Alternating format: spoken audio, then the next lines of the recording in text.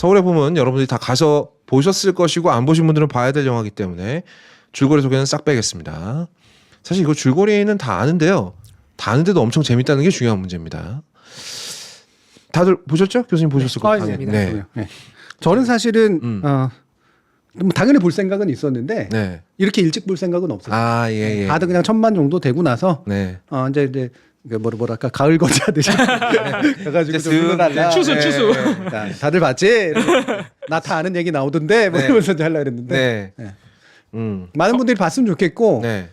봐서 화나도 의미 있는 화라서 저는 많이 봤으면 좋겠어요. 네. 그리고 이게 화난다고 재미없고 화만 나는 게 아니거든요. 재밌게 보고 나서 화가 나는 거죠. 네. 그리고 정말로 이렇게 좋은 문화적 텍스트가 네. 좋은 영화가 네. 저 같은 사회과학자들보다도 사회를 위해서 굉장히 훌륭한 일들을 많이 한다를 보여주는 대표적인 징표라고 생각하기 때문에 네. 네. 그래서 많이들 보셨으면 좋겠어요. 전 이 영화를 만들 때 김성수 감독이 관객들의 수준을 맞춰서 만들었대. 예, 예. 절대 관객을 우습게 보지는 않은 그렇습니다. 것 같아요. 그 묘한 선을 잘 탔어요. 예. 네. 가령 대표적으로 이걸 굉장히 강렬한 선악구도로 나누는 거. 이거는 관객을 배려한 겁니다. 왜냐하면 우리 모두가 12.12를 알고 있는 게 아니잖아요. 이 영화를 보는 사람 중에 절대 다수가 20대, 30대 젊은이들인데 네. 제가 지금 셋이고 제가 80년생인데 제가 태어났을 때보다 1년 전에 벌어진 일이 12.12입니다. 그리고 제 부모님 세대가 한 번씩들 겪었던 일이죠. 그렇죠. 예. 그렇기 때문에 지금 젊은이들에게 이 얘기는 정말 와닿지 않을 수 있고 너무 흥분했어. 와닿지 않을 수 있는데 이거를 아주 깔끔한 선악구도로 만들어놨어요. 예, 예. 그럼 이건 이 영화를 보기 편하게 만든 거죠. 그렇죠. 절대 대중의 수준을 우습게 봐서 그런 게 아닙니다. 네. 특히 이제 맨 마지막 장면에서 네. 두 주인공이 네. 나누는 대화나 대립은 네. 상당한 연출이고 당연히 그것 사실로 착각하시면 안 됩니다. 안 됩니다. 네. 네. 하지만 필요했다고 봐요. 저는 영화적 장치로 필요했다고 봐요. 결말을 내기 위해서. 네. 네. 중간에 뭐 전두환이 치는 대사 혹은 전두환이라고 하면 안 돼. 전두광이나 노태권이 치는 대사들 보면 뭐 나이 사람 믿어주세요 이런 장면들은 위트도 있어요. 네, 네. 깨알 같은 위트와 함께 네. 아주 날카로운 지금 세대들에게 던지는 아주 날카로운 메시지가 함께 들어있더라고요. 굉장히 좋았습니다. 네. 봉우리 저는 좀 부끄러웠어요. 뭐가요? 저는 12.12 반란을 군사 쿠데타를 어렴풋이 알고 있었지 이렇게 상세하게 몰랐습니다. 대부분 그랬을 거예요. 네, 그래서 영화를 보고 너무 너무 감격했어요. 일단 이렇게 이 영화를 재밌게 역사를 그려준 거에 대해서 되게 고마웠고 물론 화나는 건 다 기본적으로 알고 있고 그렇죠. 그러고 나서 되게 영화에 고마웠던 게 그래서 이 12.12 군사 반란을 더 찾아봤습니다. 아마 근데 저와 비슷한 나이대의 사람들이 대부분 그랬을 것 같아요. 되게 흥미로운 게 네. 교수님 영화로 한국사를 배우는 세대가 있단 말이죠. 네. 학교에서 한국사 제대로 안 가르쳐줘요. 네. 그래봤자 12.12는 그냥 교과서에 한 줄에 불과합니다. 짧게 네. 나오죠. 네. 근데 지금까지 우리가 봤던 한국 현대사를 다룬 영화들 예를 들어 1987, 택시운전사, 화려한 휴가, 뭐 꽃잎 이런 데서 전두환은 한 번도 전면에 등장한 적이 없어요. 그렇죠. 네. 네. 마치 이건 스타워즈의 다스베이다 같은 맞아, 느낌이야. 그렇죠. 약간 네. 흑막이야, 흑막. 모든 거에 최종 흑막이란 말이야. 심지어는 막 이렇게 나오긴 나왔는데 얼굴이 안 나와. 얼굴 잘 안 보이고 뭐 벽에 비친 초상화로 나오고 막 이런단 말이야. 그리고 마지막 변호인에서 그 송강호가 표효할 때 뭐라 그럽니까? 네가 말하는 국가라는 게 뭐야? 쿠데타로 국가 권력을 찬탈한 놈들을 말하는 거야? 라고 얘기하는데 그 찬탈한 주인공이 바로 전두환이거든요. 네. 네. 근데 전두환은 안 나와. 그렇죠. 전두환의 추종자만 나오지. 근데 그러다가 마치 스타워즈 1, 2, 3이 나온 것처럼 다스베이다 라이징이 나온 것처럼 약간 그런 느낌이 있다. 예. 그러니까 현대사 최종 빌런인 전두환의 최초 스토리가 나오는 맞아요. 거예요. 그렇죠. 네. 어떤 면은 최초 스토리죠. 네. 네. 그러니까 이게 지금까지 현대사 영화들이 이 영화를 이렇게 쫙 이어져 버립니다. 네. 이게 진짜 신기한 경험이었어요. 네. 그러니까 그때 그 사람들이나 남산의 부장들에서 여기 서울의 봄으로 이어요. 그렇죠. 그 다음에 광주민주화를 다룬 수많은 영화들이 이어져요. 그리고 중간쯤에 헌트로 이어집니다. 네, 예. 거기서 정우성은 또 한 번 등장하죠. 네. 그리고 1987로 이어집니다. 그렇죠. 이 그림이 쫙 나오는 거예요. 이 최종 한 수가 지금 나온 거죠. 와, 그러면은 우리나라에서 현대사를 그렇게 좀 비교적 명확하게 재밌게 그려주는 영화가 그러면은 한 2000년대 후반부터야 나오기 시작했다는 소리네. 그렇잖아요. 지금 네. 남산의 부장들이나 이런 거 2000년대 중반인가요? 2000년대 중반? 광주를 네. 다룬 게 광주를 다는 건 많았어요. 90년대 이제 중반부터 나오기 시작해가지고 장선우의 꽃잎을 네. 필두로 해가지고 근데 네. 되게 메타포릭하게 다루죠. 그러니까 너무 이렇게 같은 직접적인 경우는. 실사 영화가 네. 아니잖아요. 예. 네. 그러다 이제 택시 운전사가 나오면서 좀 더 실화에 가깝게 다뤘고 1987 이제 더 실화를 다뤘고 예. 이런 식으로 최근 들어서 이제 오히려 그러니까 현대사를 정면으로 다루는 영화들이 맞아요. 이제 많이 나타나죠. 얼마 안 된 것 같아요. 여기서는 임상수 감독의 똘끼가 정말 큰일을 했다라고 네, 생각해요. 네, 그때 그 사람들을 만들 때 그렇죠. 아, 윤여정 배우가 시나리오 받고 너 제정신이니? 이랬단 아직도 그런 두려움이 있었던 거예요. 그러니까 살아있는 사람이니까 예. 살아있는 사람이니까 약간은 그러니까 명예훼손이랄까 이런 걸 이제 당하게 되면 그렇죠. 굉장히 좀 골치 아파지잖아요. 네. 네. 예. 그리고 여전히 그를 지지하는 누군가가 여전히 있을 거라는 두려움도 있었을 거예요. 맞아요. 네. 특히나 박정희 같은 경우에는 네. 아직도 그 제사 지내는 사람들 많이 그렇죠. 있더만. 네. 예. 실제로 그리고 영화 개봉하면 소송 거는 사람들도 있어요. 소송 걸었죠. 예. 그때 그 사람들이 정확하게 사형금지 가처분 신청을 받아서 네. 마지막 장례식 장면을 삭제하고 나서 사형이 들어갔거든요. 근데 거기서도 참 되게 슬픈 게 박정희라는 얘기가 안 나와요. 네. 그렇지. 그냥 우리 영감, 네. 뭐 대통령, 각하 이런 식으로만 나오죠. 이 영화도 당장 이름 다 바꿨지 않습니까? 네. 예. 화려한 휴가라든가 또 박하사탕이라든가 광주는 굉장히 여러 차례 다뤄졌죠. 예. 근데 전두환을 정면으로 등장시키지 못했어요. 네. 여러 가지 면에서. 예. 아, 그럼 되게 어떻게 보면은 좀 되게 역사적인 영화네. 역사적인 그런 영화. 거죠. 서울의 봄이. 예. 물론 전두광이 돼버렸지만. 저는 영화를 통해서 강제적으로 하면 안 되겠다. 내가 자발적으로 역사 공부를 하게 됐다. 한 가지 사안이지만 12.12 반란이라는 그 점에 그런 역할을 했다는 것만으로도 대단한 영화다. 그렇죠. 저만 그런 게 아니더라고요. 지금 뭐 기사에 나오는 분위기를 보면은 뭐 2030 세대가 갑자기 이 전두환 시대를 찾아보기 시작했다. 네. 다른 컨텐츠들도 조회수가 올라간대요. 여기 재밌는 게 많아요. 네. 전두환이 쿠데타를 하고 미국이 이걸 곱게 봤을 리가 없잖아. 네. 미군 사령관 같은 경우에는 뼛속까지 군인인데 이 자식들이 쿠데타를 하고 정치를 하네. 그래서 미국에서 전두환을 암살할 계획을 세우게 됩니다. 네. 이게 소위 우리가 말하는 역쿠데타 음. 시도죠. 저는 헌트도 여기서 영감을 얻었을 거라고 생각해요. 네, 예, 예. 예, 역쿠데타 시도를 했는데 전두환이 정말 운이 좋은가 봐요. 네, 운이 좋아요. 예. 그래서 자기 그 전두환 집 주변에 스나이퍼들을 몇 명을 박았대요. 근데 전두환이 눈치를 깠는지 뭔지 모르겠는데 동생 집에서 숙식을 해결해 버립니다. 몇 달을. 그래서 재수 좋게 또 살아남았다는 거예요. 네. 이런 얘기들 얼마나 재미있고 흥미진진합니까? 이런 컨텐츠 나중에 좌우 교수님하고 만들어 보도록 하겠습니다. 그냥 제 주장입니다. 여기까지는. 네. 그 남산의 부장들의 저는 연장이라고 생각하는데 네. 그거하고 이게 왜 어떤 면에서 연장이라고 보냐면 실화에 당연히 바탕을 두고 있고 네. 그 중요한 네. 하룻밤이죠 정확히 말하면. 9시간. 네. 네. 중요한 하룻밤에 실제로 드러나는 것들에 철저히 바탕을 둬서 만들어요. 네. 예, 약간의 극적 재미를 가미한 것 외에는 인물이라든가 인물 간의 구도라든가 이런 것들은 굉장히 잘 이렇게 역사적인 토대에 둬서 만들기 때문에 네. 쓸데없는 논쟁도 피해갈 수 있고요. 네. 그리고 역사 교보제로서도 훨씬 더 굉장히 좀 유의미합니다. 네. 이거를 오래 길게 끌면 네. 사실은 좀 헷갈려요. 예. 좀, 중간쯤에, 그리고 가장 큰 위험, 전두환이 멋있어 보이는 위험이 있어요. 그럴 수 있죠. 예. 예. 길어지면. 근데 이 하룻밤새 일들을 다루잖아요. 그럼 이게 결정적 장면의 특징인데 이 결정적 장면이 그 앞뒤를 다 알 수 있게 해줍니다. 맞아요. 이 하룻밤이. 네. 그러니까 이게 정말 훌륭한, 이거 마치 한국 영화계 유니버스가 순식간에 탄생해버린 느낌이었어요. 네. 그래서 이 영화는 그냥 두말할 필요 없이 가서 보시면 될 것 같고요. 그리고 제가 영화 속에서 너무나 인상적으로 봤던 장면들 몇 개만 좀 언급을 하고 싶은데 네. 전두환이 노태우를 보면서 하는 얘기가 있잖아요. 야, 인간이란 동물은 말이야. 누군가 강력한 리더가 자기네들을 이끌어주길 기대해. 라고 얘기하잖아요. 그다음에 명령하고 싶어하는 거 같지 않니? 뭐 이거 하고. 근데 전 이 말이 너무 아팠어요. 음. 그러니까 전두환이 밀려나고 나서도 우리나라 사람들은 노태우를 또 뽑았단 말이에요. 그렇죠. 네. 그러니까 이게 마치 그 이후의 역사를 전두환이 예언하는 것처럼 보였거든요. 그걸 또 노태우한테 얘기를 하잖아. 그러니까 이게 상징적인 장면이다. 너는 인간들의 그런 심성을 잘 유지하면 넌 나 다음에도 해먹을 수 있어. 그렇지. 라는 마치 꿀팁 전수하는 것 같잖아. 근데 실제 역사가 그렇게 됐잖아. 그렇지. 네. 나는 그 장면 보는데 순간적으로 피가 거꾸로 솟는 느낌을 받았어요. 그러니까 우리가 저놈들이 보기에는 우리가 얼마나 한심해 보였을까? 그냥 강력한 리더 코스프레를 하고 있는 놈이 나타나서 야! 저기로 가자! 내 말 안 들어? 야! 김일성 내려온다? 이러면 그냥 휘두를 수 있는 너무나 손쉬운 존재를 봤을 거 아니에요? 와, 그 장면을 보는데 잠깐 어지럽더라고요. 너무 화가 나가지고. 네. 그러니까 이게 이런 대사가 가지는 힘도 굉장히 중요하고 네. 그 사건의 이제 주요 갈등 구도라든가 이런 것도 이제 상당히 중요한데 인물들도 이제 다들 하나하나 아시면 좋은데 네. 제가 이미 알고 있는 사건임에도 에도 불구하고요.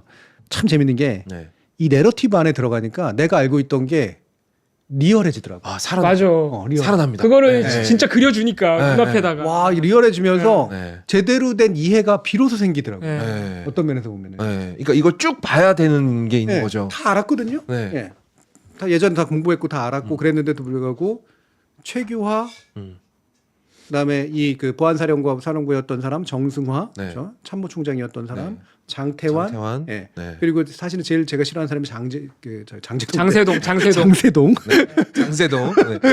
그리고 당시 저기 국무부 장관 노재현. 노재현. 아. 예. 아, 이놈 진짜 죽이면 근데 이런 사람들이 그 자리에서 저런 역할을 했구나. 음. 그래 저렇게 배신 때렸고 저렇게 주저했고 네. 저런 식의 문제를 가졌고 네. 그래서 이런 일이 일어났구나. 음. 예. 일어난 일은 다 알았는데도 네. 납득이 가는 거야. 납득. 네. 그치. 네. 예.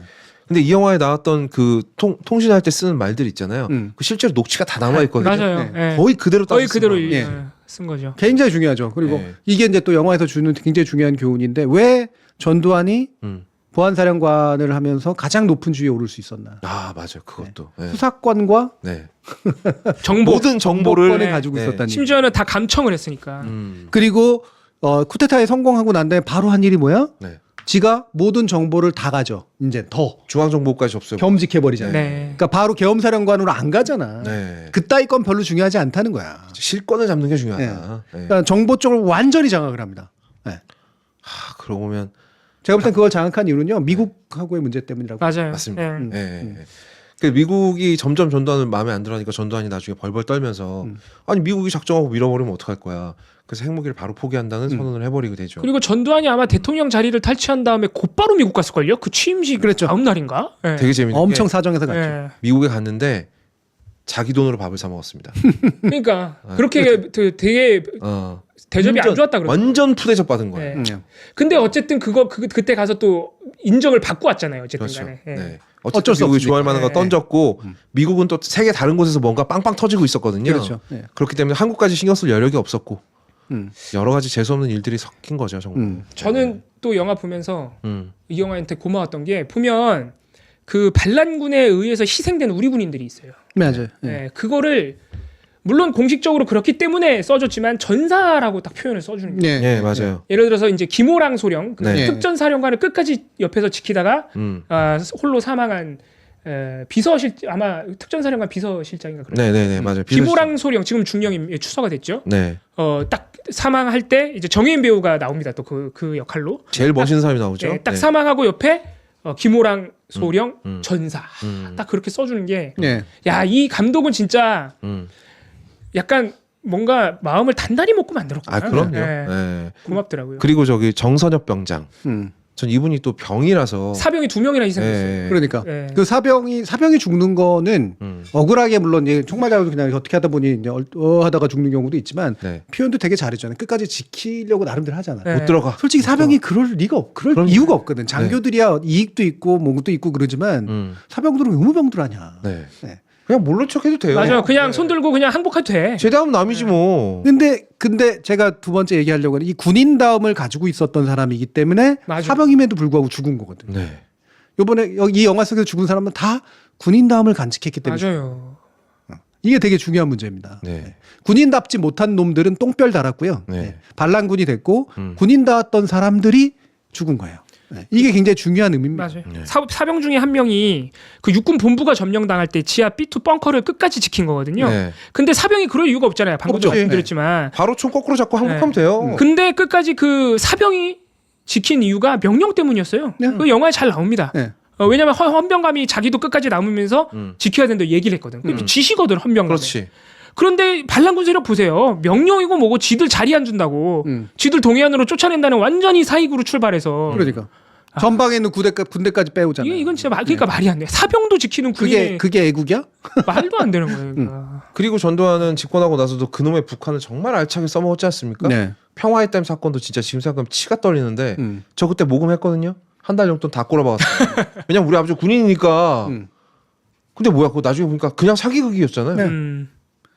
그러니까 이게 그래서 제가 여기도 이제 이렇게 써놨는데 네. 저는 그래도 군인답지 못함의 기원. 군인답지 못함의 기원은 박정희예요. 네. 물론 더 올라가면은 뭐 백선엽부터 해가지고 이제 아 너무 많죠. 걸쭉한 사람들이 있죠. 정말 걸출하고 걸쭉한 사람들이 있죠. 네. 근데 그거를 홍범돈을 못 받아들이고 육사가 네. 그런 사람들은 받아들인다는 것 자체가 네.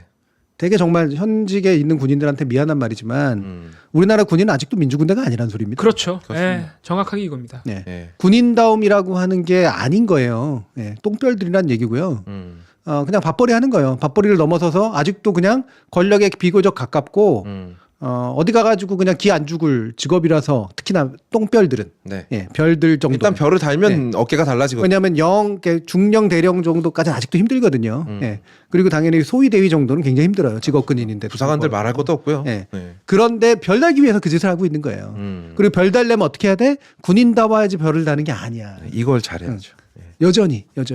예. 물론 훌륭한 군인들이 있죠. 있겠죠. 예. 그리고 훌륭하게 잘 자기 직업을 영위해서 별을 단 사람들도 있어요. 네. 상대적으로 드물죠. 굉장히 드뭅니다. 네. 오히려 그런 분들은 별 달려다가 떨어져 나가는 경우가 훨씬 많거든요. 그렇죠. 그렇게 말씀하시니까 또 기억나는 대사가 있네. 우리 저 장태환 장군이 물론 실제로 한 말인지 모르겠어요. 그 부하가 안 된다고 싸우러 나가면 안 된다고. 그렇죠. 지금이라도 항복해야 된다고 그랬는데 그래도 반란군이 국가에서 군을 이끌고 쿠데타를 일으켰는데 거기 맞서 싸우는 군인이 단 한 명도 없다는 것은 용납이 안 된다. 그렇죠. 예. 예. 정우성을 너무 멋있게 만들어줬어요. 물론 장태환 그 소장이 네. 굉장히 훌륭한 군인다운 군인인 어떤 면모를 가지고 계신 분이고 네. 엄청난 교초를 겪었다가 나중에 새천년 민주당에서 16대 국회의원인가까지는 해요. 국회의원이었어요. 맞아요. 예. 근데 이게 뭐 예를 들면 민주당, 그러니까 좀 더 민주주의에 그래도 가까운 의식 세계를 가지고 있었으니까, 그렇죠. 그렇죠. 뭐 철저한 민주투사였다거나 이런 게 아니라 제가 볼 때는 그분은 그냥 놔뒀으면 보수 계열 정당에 투표했을 가능성이 높은 분이에요. 예. 그 민주당에 있을 때도 당론하고 많이 싸웠어요. 그럼요. 싸웠고요.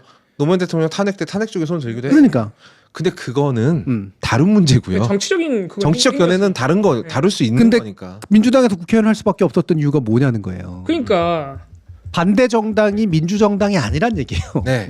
예, 반대 정당이 여전히 12.12에 그 군사 쿠데타 반란군들의 찌끄레기라는 거죠. 찌끄레기로 남아서 있기 때문에 그 안에 들어갈 수가 없는 거예요. 그러니까 그때가 벌써 몇 년도입니까? 2000년도인데. 네. 민주화 이후로도 한참 시간이 지났음에도 불구하고 이게 이제 우리나라의 민주주의 현실이라는 거죠. 우리나라 군대 현실이고. 너무 안타까운 건 지금이라고 크게 달라졌겠느냐 이런 의심을 우리가 계속 하게 된다는 거지. 지금 군의 모습을 보면. 그리고 그 공수 지휘관 있잖아요. 특전사령관? 특전사령관. 그때 정병주 당시에- 사령관. 네, 정병주 사령관. 당시에 전두환 말을 안 들었던 사람이 딱 3명이랍니다. 장태환 소장, 네. 그 그- 지휘관급의 뼈. 네, 정병주 사령관, 네. 그리고 그 헌병감. 아까 제가 홍진기 말씀드렸던. 헌병감. 예. 예. 딱 세 그 사람만 말을 밥 먹으라고 불렀던. 네. 그 세 사람만 말을 안 들었다는 거예요. 음.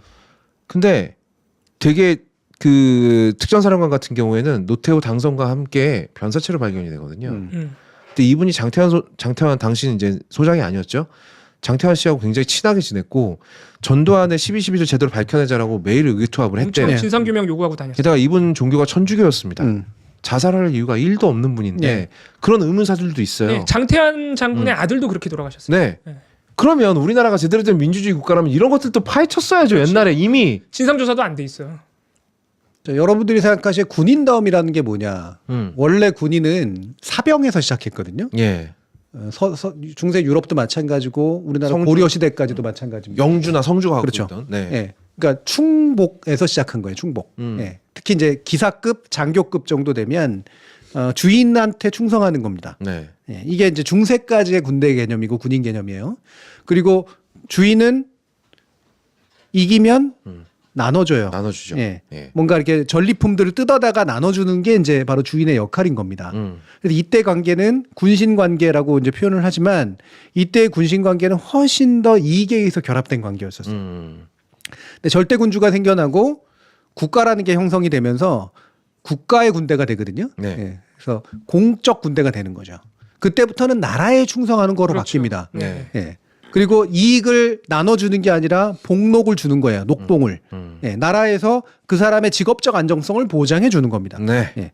그리고 다만 그 충성을 표현하는 방법이 개인이겼기 때문에 왕으로 표현된 것일 뿐이죠. 근데 지금도 보면은 영국 같은 경우에는 여왕의 군대, 뭐 왕의 군대 이런 식의 표현을 써요. 로열이라는 표현을 쓰기도 하고. 근데 그때 그거는 왕에 대한 충성이 아니라 나라에 대한 충성을 개인으로 대표하는 거예요. 예, 그가 주권자니까 더더욱 그런 것도 있고요. 근데 그렇지 않은 사회, 민주주의 사회에서는 뭐겠어요? 그러니까 대통령도 아니고 상관도 아니라 나라예요, 나라. 예. 나라한테 충성하는 겁니다. 이게 현대 민주국가의 특징이에요. 현대 민주국가의 군대는 나라에 충성하는 겁니다. 맞아요. 네. 명령만이 아니라 나라에 충성하는 거예요. 그래서 예전에는 주인을 배반한 적에게, 그러니까 주인과는 싸우는 적에게 투항하면 그게 이제 바로 반역이죠. 그게 그렇죠. 영어로 트레이터라고 부르는 겁니다. 네. 그게 반란이고 반역인 거예요. 배신자. 절대 군주가 등장하면 보통 군주에 반하는 어떤 이유든 간에 군주에 반하는 게 바로 반역입니다. 민주국가로 오면 국가에 반하는 게 반역이에요. 네. 그렇습니다. 예. 근데 국가는 그거를 뒤집어서 하려고 하는 모든 나쁜 군인 놈들은 다 반역자인 거죠. 반역자죠. 그러니까 반란군입니다. 반란군이야. 네. 하나회가 바로 그리고 박정희가 바로 그래서 다 잘못한 거예요. 반란군이에요. 전형적인 그래서 반란군이죠. 네. 네. 그 보면 영화에 잘 드러나고 뭐 이거 너무 잘 알려진 사실이지만 장태환 장군이 그 전두환 반란군에게 바로 맞서 싸우려고 했던 게 엄청나게 정말 군인 정신이고 결기지만 그 사유는 아주 간단한 원칙이에요. 아주 단순합니다. 네. 네. 감히 민주적인 절차가 딱 정해져 있는데 예를 들어서 참모총장을 체포하려면 대통령을 재가를 받아야 되는 원칙이 있는데 그게 그렇지. 우리가 지켜야 되는 배신하면 안 되는 그렇죠. 국가인데 예, 예. 그 명령을 어기고 심지어 상관인 총장을 체포도 아니고 납치를 해갔어요. 납치 구금을 네. 하죠. 예. 그거는 그냥 너무 명확한 반란임이 너무 상식적이니까 바로 행동에 나선 거거든요. 네. 이 상식이 그때 당시 우리 군 안에서는 딱 3명에게만 통했다는 게 그게 그렇죠. 안타까운 현실이고 전두환과 하나회가 네. 그만큼 반란군들이 나쁜 놈들이라는 방증일 뿐이지. 그렇지. 예, 그만큼 우리나라의 군대의 원칙은 그때도 있었다. 예, 일단 민주주의의 체계가 있었다. 전혀 어려운 문제가 아니거든요. 네. 근데 어려운 아니에요. 예. 뭐 생각해보면 알 수 있을 거 아니에요. 근데 그걸 하나회라는 조직이 사조직이 가로막은 거죠. 그 네. 판단을. 그렇죠. 사조직이 이익으로 뭉친 중세적인 질서로 뭉친 거라고요. 네. 중세적인 질서로 뭉쳐서 떡검을 나눠 먹으려고 그 짓을 한 거예요. 그러니까 그건 군인이 아니지 그거는. 사조직이죠. 근데 문제는 걔네들이 그 사조직이 우리 국민들 세금으로 사준 총을 들고 있었다는 겁니다. 그걸 뭐라고 꼬셨겠어요? 하나회 사람들이. 야, 줄 잘 서라. 여기 줄 잘 설면 바로 인생 피는 거야. 아니면 바로 그냥 뭐 되는 거고 이렇게 얘기했을 거 아니에요. 거기에 넘어갔다는 거잖아요. 그리고 또 하나. 여러분 절대로 12.12에서 관심이 끊기면 안 됩니다. 전두환의 쿠데타는 역사상 가장 오래 걸렸던 쿠데타라는 평가를 받고 있고요. 네. 그리고 그 쿠데타 직후에 완성되는 게 뭐냐. 전두환의 제5공화국을 완성한 사건은 광주 민주화 운동입니다. 또 한 번 학살을 했지. 네. 그렇죠. 그걸 제가- 통해서 이제 내적 예. 진압을 한 거죠. 그렇습니다. 네. 제가 이전에 또 하나 제가 관심이 생겨서 좀 보고 있는데 사북 사건이라는 게 있었더라고요. 네, 사북탄광. 예. 이거가 전두환이 그동안 그 충성훈련이라는 걸 했대요. 네. 예, 이제 국민들을 때려잡기 위해서 대학생들이 혹시나 시위를 하고 집회를 하고 이러면 때려잡으려고 연습처럼 해놓은 게 있었는데 이걸 처음으로 써먹었던 게 바로 그 사북 사건이에요. 그럼요. 네. 그러니까 여기서 완성이 되고 그리고 정말 대놓고 투입을 해서 밟아버린 게 그럼요. 광주 민주화 운동이에요. 이건 정말 이거 하나만으로도 전두환은 정말 갈갈이 주고도 할 말이 없는 사람이 돼버린 겁니다. 네. 국민들 죽이려고 그 짓 한 거예요. 네. 네. 그러니까 이제 처음에는 이제 뭐 예를 들면은 국가의 무능한 정치인을 지가 뒤집어 엎으려고 했는지는 모르겠는데 네. 아니 수사해서 못 잡아들이면 시간 걸려서 잡으면 되니까 증거대고 잡으면 되는 거잖아. 맞아. 근데 왜 먼저 잡냐고. 그게 뭐야? 그러니까 제가 나중에 봤고, 네. 네. 이거는 욕심 때문에 이제 그와 같은 행동을 한 거잖아요. 네. 집권 계획이에요, 집권 계획. 네. 철저하게. 철저한 집권 계획에 의해서 만들어진 거고, 그 사병들을 긁어 모은 거예요. 그래서 하나회라는 걸 만들어서 네. 박정희한테 그대로 배운 겁니다. 그래서 우리나라에 이 쓸데없는 어떤 이상한 거 있잖아요. 왜 정치가 되게 마음에 안 들고 그러면 야 군인이라도 다시 한번 나와야 되나? 싹 밀어버려야 싹 되나? 밀어버려야 되나? 이런 망상을 가지고 계신 민주 시민도 많아요. 의외로 네. 정신 차려야 됩니다. 진짜. 정신 차려야 됩니다. 예. 이거는 다 욕망의 사병처럼 있지 않으면요. 네. 그들의 결사가 유지될 리가 없어요. 당연하죠. 이게 어떻게 유지가 됩니까? 아니 군인이 저기 뭐 하극상을 하는데 화끈하게 챙겨줘야 뭘 할 거 아닙니까? 네. 그래서 마지막으로 제가 던지고 싶은 질문 여기다 던져놓은 거예요. 누가 네. 진짜 악한이냐? 누가 네. 정말 악역이냐? 당연히 말할 것도 없이 전두환이 가장 악당이죠. 그건 너무나 당연한 거고요. 네. 예. 가장 악한은 누구겠냐라는 거예요. 그 영화 속에서 전두광을 빼고 노재현. 김희성 씨는 이 영화 때문에 영생을 시켰어요. 진짜 네. 아니 어쩜 그렇게 이거 얄밉고 그런 역을 잘하나 몰라. 일단 노재현은 국가 공무원으로서 자기 할 일을 전혀 하지 않았잖아요. 그리고 마지막엔 타협했죠. 또 말도 안 되게. 네. 저는 노채연은 진짜 한 표고요. 그 밑에 있는 붙어먹은 놈들이죠. 예. 그 허화평, 허삼수 이런 놈들. 쓰리허. 네. 네. 그리고 저는 장세동. 장세동. 이 손발이 됐던 애들 있죠. 네. 예. 저는 얘네들이 역사적으로도 제일 나쁜 놈들이고 네. 영화 속에서 제일 나쁜 놈들이라고 봅니다. 그때 교수님이 하신 말씀 기억나요. 시험에 들게 하는 것은 사탄이다. 음. 전두환은 많은 사람들을 시험에 들게 했죠. 너 어떡할 거야? 사실 이 네. 진짜 말씀하시니까 생각이 나는 게 이 사람들 중에 장세동만 그냥 명령체계에 따랐잖아요. 그러니까 네. 반란군에 가담 안 했잖아요. 그 성공 못해요. 음. 왜냐면 장세동이 그때 장태환 장군 직속 부대예요. 30경비단 네. 수도경비 사령부였단 말이에요. 그렇죠. 그러니까 그 본부가 거길로 사용이 됐으니까 사실 장세동만 안 붙어 먹었어도 실패하는 건데 당연하죠. 아이러니하게도 장세동이 가장 충성스러운 그렇죠. 가장 충성스러운 장세동 때문에 성공한 거예요. 네. 물론 공수여단이라든가 이런 데들 특전사들의 동원이 결국은 그걸 만들어냈지만 네. 핵심은 장세동 때문에 성공한 겁니다. 그래서 장세동이 끝까지 그렇게 번영한 거예요. 맞아요. 아, 허삼수, 허화평 끝까지 잘 삽니다. 네. 네. 얘네들의 계급이 낮을 뿐이죠. 예. 실제로 나머지는 전두환이 믿는 애들도 아니었거든요. 예. 얘네들이 가담해서 이른바 자신의 완전히 가신들이 된 거예요. 네. 이들이 왜 여기에 결합했을까라는 거죠. 나머지 똥별들은 눈치 보다가 잠깐 들어왔다 나갔다 한 거거든요. 예. 얘네들은 철저하게 밑에서 붙어 먹은 애잖아요. 이게 전두환의 가치를 믿어서 아니죠. 아니요. 네. 내 주머니에 들어올 걸 생각했겠지. 나한테 많은 거를 줄 가장 믿을 만한 나쁜 놈이어서 그런 거예요. 네. 네. 근데 군인이 그런 판단을 하면 안 되는 거 아닙니까? 그렇지. 다른 사람도 아니고 국민을 지키는 군인들이 그러면 안 되는 거죠. 결국 저는 진짜로 아치에너미라고 부를 수 있는 최강의 빌런은 언제나 있는데요. 네. 그가 자신의 계획을 성공시키는 건 바로 밑에 붙어 있는 신복들 때문에 가능한 거거든요. 네. 그 신복들이 없었다면 절대 성공 못 합니다. 그 신복이 딱 붙었기 때문에 결국 가능해진 거예요. 예. 이 신복들은 그러나 선택할 수 있었거든요. 네. 나쁜 놈이 어차피 애초부터 그렇게 나쁘다고 치더라도 거기에 붙어 있던 놈들이 그렇게 충성이란 이름으로 네. 자신의 이익을 추구하지 않았다면 이와 같은 일들이 일어나지 않습니다. 네. 그 중에 한 3명만 전두환을 뜯어 말렸다고 생각해 보십시오. 아무리 그래도 쿠데타는 아니죠. 그러니까 예. 다른 방법으로 정치를 하시려면 하십시오. 하지만 군인이 쿠데타를 일으키는 건 아니죠.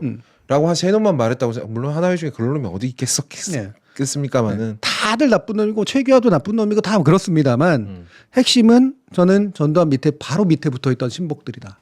이 영화 속에서도 사실 어떤 결정적 역할들을 했거든. 하긴 전두환의 그 욕심을 실현시켜 준 사람들이니까. 그럼요. 네. 할 수 있다는 자신감을 심어준 놈들이고. 네.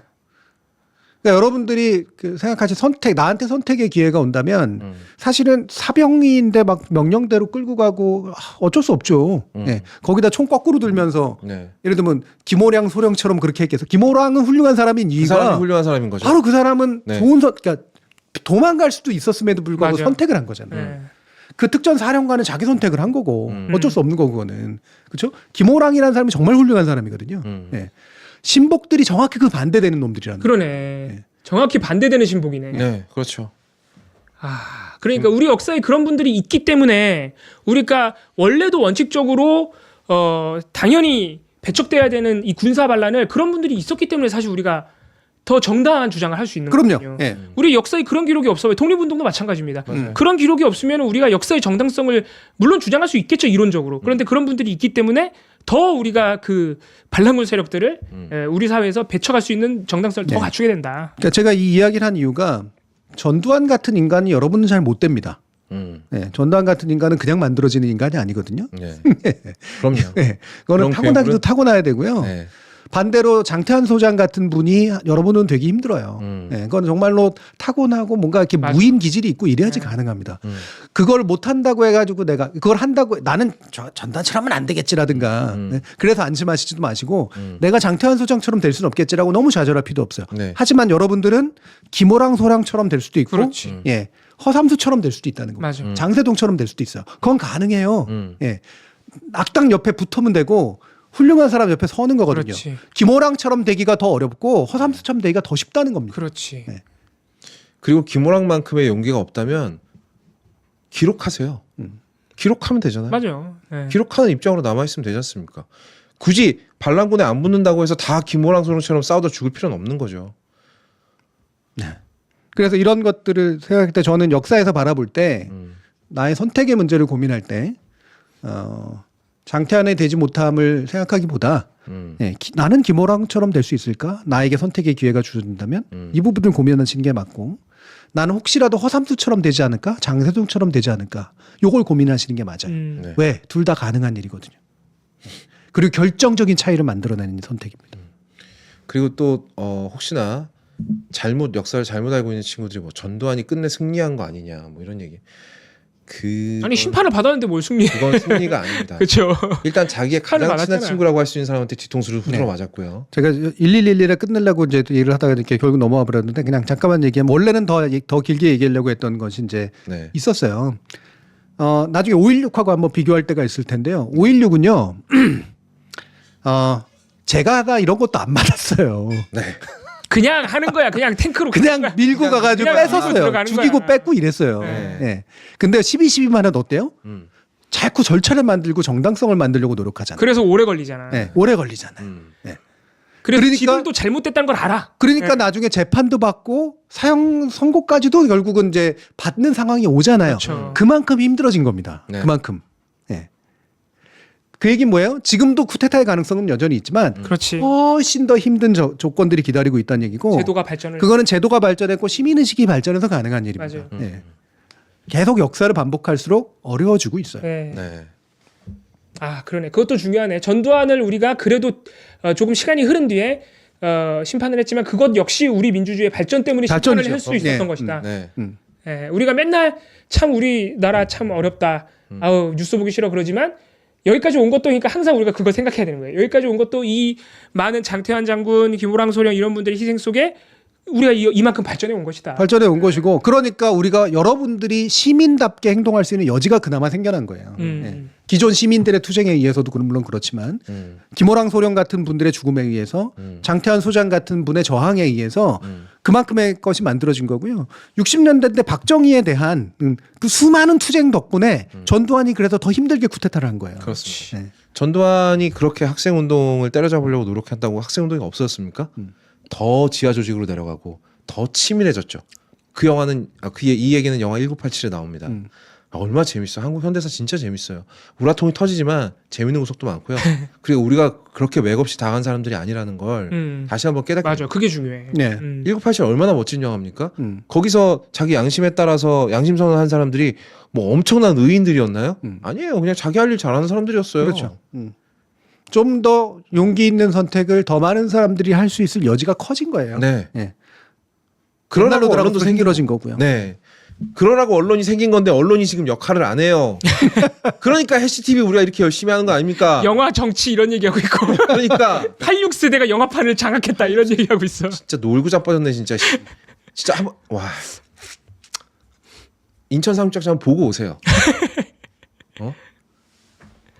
또 그 외에 다른 영화들 되게 많은데 뭐 무슨 잊혀진 영웅들인가? 장사리 그래. 장사리. 그딴 영화를 만드니 뭐 도저히 니네들도 칭찬해줄 생각이 안 들겠지. 조선일보 말을 빌려오자면 정치를 할 영화가 없는 거지. 없지. 흥행한 게 없어가지고. 그리고 솔직히 현대사에서 니네가 잘한 게 없잖아. 그렇죠.